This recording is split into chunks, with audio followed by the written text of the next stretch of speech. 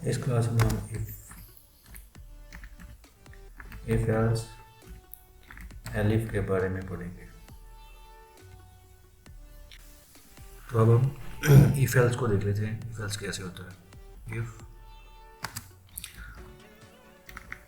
True, ये इसका indentation के साथ जो भी लिखेंगे हम इसको प्रिंट करवा देते हैं।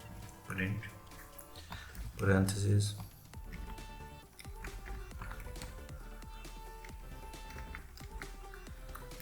Welcome to Python course else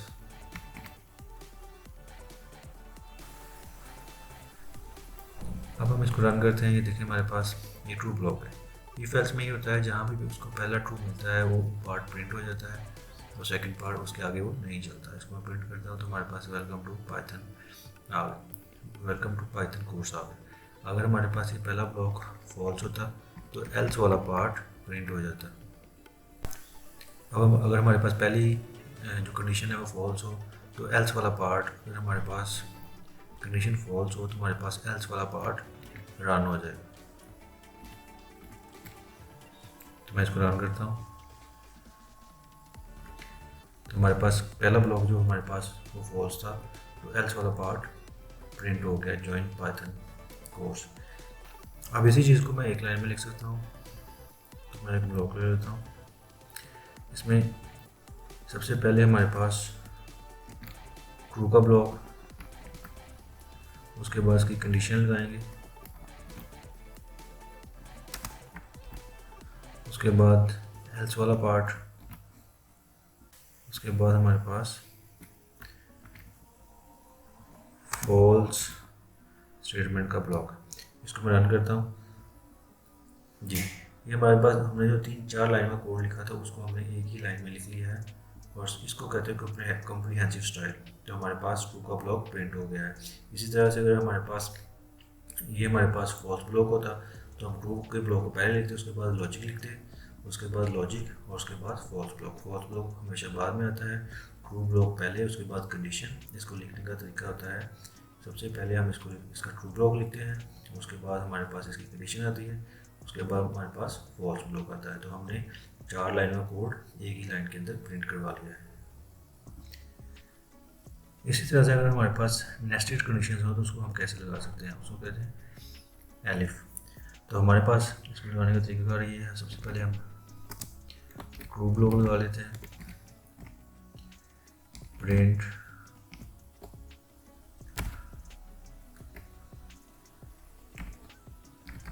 true, उसके बाद हमारे पास एलिफ, इसको मैं मल्टीपल टाइम्स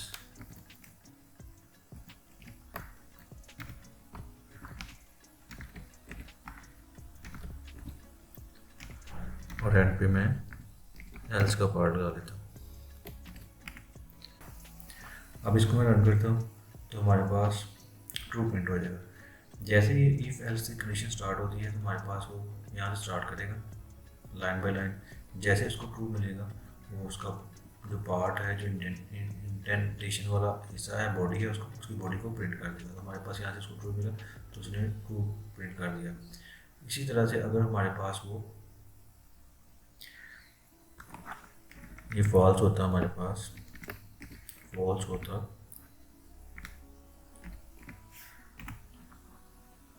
तो हमारे पास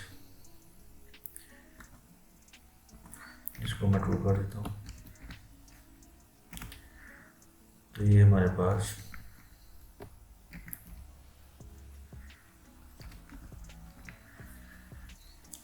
अब क्या होगा। अभी हमारे पास यहाँ से चलेगा, ये सबसे पहले इसको फॉल्स मिलेगा तो ये इसको प्रिंट नहीं करेगा, उसके बाद अगेन फॉल्स मिलेगा, कंडीशन ट्रू फॉल्स हो गई, यहाँ पे उसको ट्रू मिला, उसने इसका ट्रू की बॉडी को प्रिंट कर देना तो ये हमारे पास एलिफ को प्रिंट कर देगा। ये हमारे पास एलिफ प्रिंट हो गया। अगर यहाँ पे भी हमारे पास फॉल्स मिलता है इसको,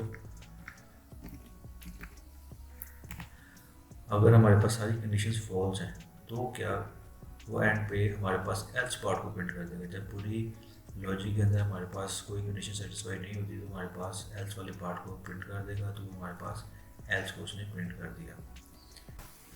अभी तक हमने इफ एल्स को देख लिया है, इफ एल्स का पार्ट देख लिया है। उसके बाद हमने देख लिया है एलिफ, अगर हमारे पास नेस्टेड कंडीशन हो तो उसके ऊपर हम इफ एल्स को एलिफ लिखा जाता है।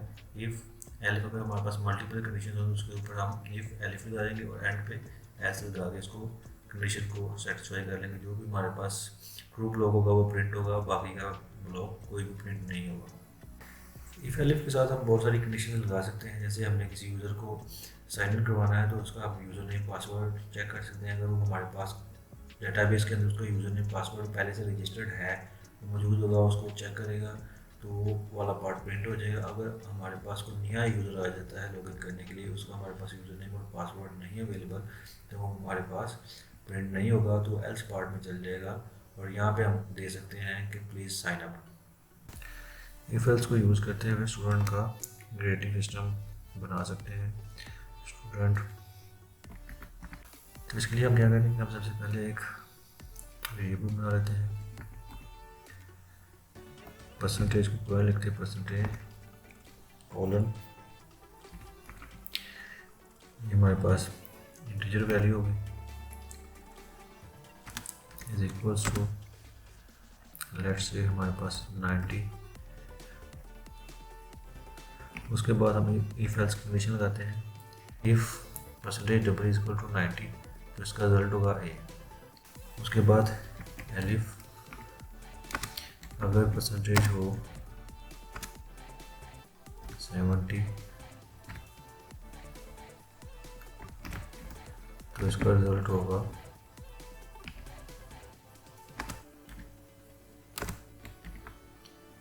बी। इसी तरह से एलिफ अगर परसेंटेज हो 60 तो इसका रिजल्ट होगा हमारे पास सी। इसी तरह से एलिफ तो इसका रिजल्ट होगा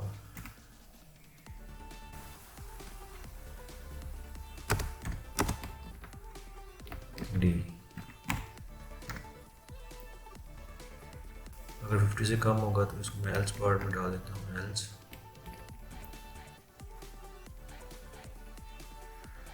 result is equals to fail. तो ये हमारे पास परसेंटेज इसकी इंटीजर वैल्यू मैंने ले ली है 90।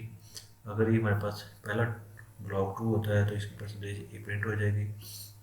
उसके बाद जैसे अगर हमारे पास पहली कंडीशन ट्रू होती है तो ये हमारे पास प्रिंट हो जाएगा। अगर हमारे पास सेकंड की वैल्यू ट्रू होती है तो सेकंड प्रिंट हो जाएगा। मैं इसको प्रिंट करवाता हूँ। यहाँ पे हम एफ स्ट्रिंग लगाते हैं। अब हम इसको प्रिंट करवाते हैं। ये हमारे पास your percentage is 90 and your grade is A. हमारे पास पहले कंडीशन इफ का ब्लॉक ट्रू है तो इसकी बॉडी रन होगी हमारे पास। उसके बाद हमने इसको प्रिंट करवाया, एफ स्ट्रिंग यूज़ की है। एफ स्ट्रिंग हम पहले ही पढ़ चुके हैं। एफ स्ट्रिंग यूज़ की, उसमें हमने पी आर का परसेंटेज का वेरिएबल की वैल्यू और रिजल्ट की वैल्यू प्रिंट करवा दी। अगर हमारे पास यहाँ पे वैल्यू होती 50 तो अब हमारे पास पहला ब्लॉक चलेगा, पहला ब्लॉक फॉल्स हो जाएगा क्योंकि हमारे पास वैल्यू जो है परसेंटेज की वैल्यू 50 है और यहाँ पे 50 इज 90 करेंगे तो फॉल्स हो जाएगा। पहला ब्लॉक फॉल्स हो गया। उसके बाद सेकंड ब्लॉक को चेक करेंगे, 50 परसेंटेज की वैल्यू 50 है और इक्वल टू 70 है, ये ब्लॉक फॉल्स हो गया, ये ब्लॉक नहीं चलेगा। उसके बाद थर्ड ब्लॉक के ऊपर परसेंटेज की वैल्यू यूज़र ने दी है वो 50 है, इक्वल टू 60, ये ब्लॉक फॉल्स हो गया, ये भी नहीं चलेगा। उसके बाद हमारे पास परसेंटेज की वैल्यू 50 इज इक्वल टू 50, तो ये वाला ब्लॉक ट्रू हो जाएगा और इसकी बॉडी रन हो जाएगी। इसको मैं चलाता हूँ तो हमारे पास your percentage is 50 and your grade is D, तो ये हमारे पास प्रिंट हो गया। ऐसे ही अगर मेरी जो वैल्यू है मैं 40 डाल देता हूँ या उससे कम कोई भी और वैल्यू डाल देता हूँ, ये हमारे पास पहला ब्लॉक फॉल्स हो जाएगा, दूसरा ब्लॉक फॉल्स हो जाएगा। तीसरे ब्लॉक में जब हम कंडीशन चेक करेंगे परसेंटेज की 40 के साथ, तो ये हमारे पास 40 इज इक्वल टू 60 इक्वल नहीं होता, 40 इज इक्वल टू 50 इक्वल नहीं होता।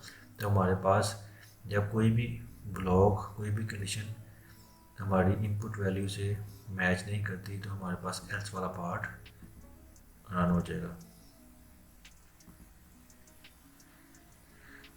ये हमारे पास आ गया your percentage is 40 and your grade is fail, कि आप फेल हो चुके हैं। इसी तरह से अगर मैं इसकी वैल्यू यूज़र से ले लेता हूँ, तो उसका तरीका क्या है हमारे पास, मैं यहाँ पे लेता हूँ इनपुट, इसके अंदर मैं लिख देता हूँ एंटर योर परसेंटेज। ये हमारे पास इनपुट है। अब सिस्टम को नहीं पता कि ये हमारे पास इंटीजर वैल्यू है फ्लोट वैल्यू, तो इसको मैं सबसे पहले यहाँ पे इंट दे देता हूँ कि ये इंटीजर वैल्यू है। आप फ्लोट भी दे सकते हैं। अब ये हमारे पास प्रोग्राम रन होगा तो पहले यूज़र से इनपुट लेगा, इनपुट को कंपेयर करेगा और फिर उसके बाद प्रोग्राम रन होगा। तो लेट्स से मैं यहाँ पे इसको दे देता हूँ 50, एंटर, तो ये हमारे पास प्रोग्राम प्रिंट हो गया 50। अगर मैं इसको दे देता हूँ 90, तो ये हमारे पास प्रोग्राम, ये हमारे पास रन हो गया। Your percentage is 90 and your grade is ए। अगर मैं वैल्यू जो यहाँ पे वो वैल्यू अवेलेबल नहीं है तो वो लगा देता हूँ, तो उसके लिए लेट्स से मैं यहाँ पे 80 डाल देता हूँ। अब हमारे पास ये condition your percentage is 80 and your grade is fail, यहाँ पे हमारे पास ये सारी कंडीशंस फॉल्स हो गई और इसका एल्स पार्ट चल गया। तो ये हमारे पास रिक्वायर्ड रिजल्ट्स प्रिंट नहीं हुए। तो इसके लिए हमारे पास हम इसको कंडीशन को इस तरह से लगा लेते हैं। हम कहते हैं if percentage greater than is equal to 90, अगर percentage greater than is equal to 90 है तो फिर उसका ग्रेड ए आएगा। इसी तरह से हम percentage greater than is equal to 70 है तो फिर उसका बी आएगा। इसी तरह से हम percentage is greater than is equal to, या 60 से बड़ा हो या बराबर हो तो हमारे पास सी ग्रेड आएगा।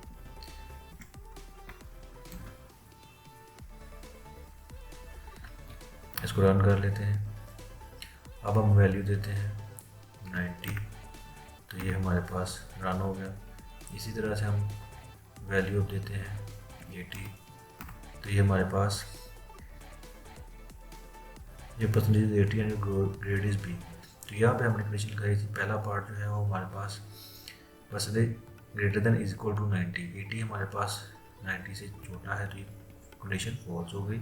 सेकंड पे आया 80 greater than is equal to 70, ये कंडीशन ट्रू हो गई तो हमारे पास बी प्रिंट हो गया।